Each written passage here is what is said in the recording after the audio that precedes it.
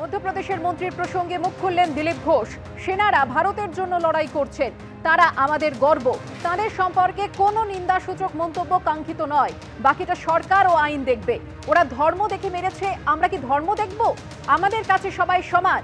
সরকারি নীতির পক্ষে ওর এই মন্তব্য যায় না। সোফিয়া কুরেশিকে নিয়ে মধ্যপ্রদেশের মন্ত্রীকে নিশানা করলেন দিলীপ ঘোষ।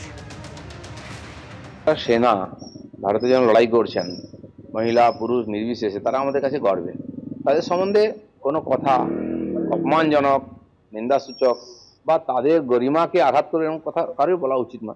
বাকি কিছু হলে সে তো সরকার আছে, তার জন্য আইন আছে, তারা দেখবে। ওখানে অন্যভাবে দেখা হচ্ছে। ওরা যেমন ধর্ম দেখে দেখে মেরেছে, আমরা কি সেরকম ধর্ম দেখে করব? আমাদের সৈনিক, আমাদের নাগরিক সবাই আমাদের কাছে সমান। তো সরকারের যে নীতির পক্ষে হয়তো যায়নি এটা, সেই জন্য উনি ওনার দিক থেকে হয়তো একরকম বলেছেন। তো সেই জন্য আমার মনে হয় ভেবেচিন্তে বলা উচিত।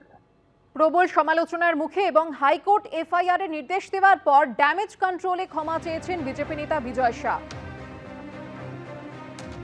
मैं विजय शाह हाल ही में मेरे दिए गए बयान से जो हर समाज की भावनाएं आहत हुई है, उसके लिए मैं दिल से न केवल शर्मिंदा हूं, दुखी हूं, बल्कि माफी चाहता हूं।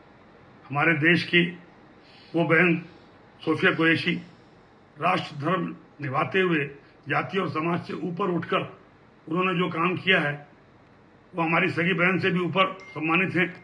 जब मेरी इच्छा और मनसा यही थी कि मैं उनके बात को अच्छे से समाज के बीच में रखूं, लेकिन दुखी और विचलित मन से कुछ शब्द गलत निकल गए, जिसके कारण आज मैं खुद शर्मिंदा हूं और पूरे समाज से और समुदाय से माफी मांगता हूं। মন্ত্রী বিজয় শাহের কোন মন্তব্য থেকে এই বিতর্কের সূত্রপাত শুনে নেওয়া যাক।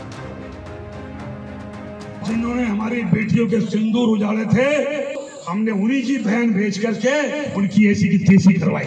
उन्होंने कपड़े उतार उतार के हमारे हिंदुओं को मारा और मोदी जी ने उनकी बहन को उनकी ऐसी की तैसी करने हमारे जहाज से उनके घर आए। অপারেশন সিঁদুরের পর দেশ জুড়ে এখন সেনাবাহিনীর জয় জয়কার।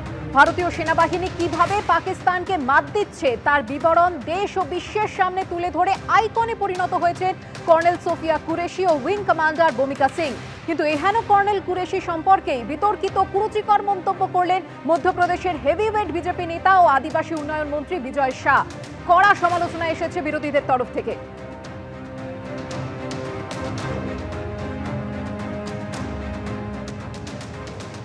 একেবারে কোনো কথা শোনা নয়, এদের জেল হয়ে যাওয়া উচিত। এরা দেশদ্রোহী, তার কারণ এদের রক্তে দেশদ্রোহিতার বীজ আছে। তার কারণ ইংরেজ যেদিন ভারতবর্ষ তারা রাজত্ব করে, এরা সেদিন দালালি করেছিল, এরা মুচলেখা দিয়ে ছাড়া পেয়েছিল। আজকে সেই দালালরা যখন ক্ষমতায় আছে, তাদের কাছে জাতীয় পতাকা, দেশের সংবিধান, দেশের সেনাবাহিনী, তাদের কোনো সম্মান নেই।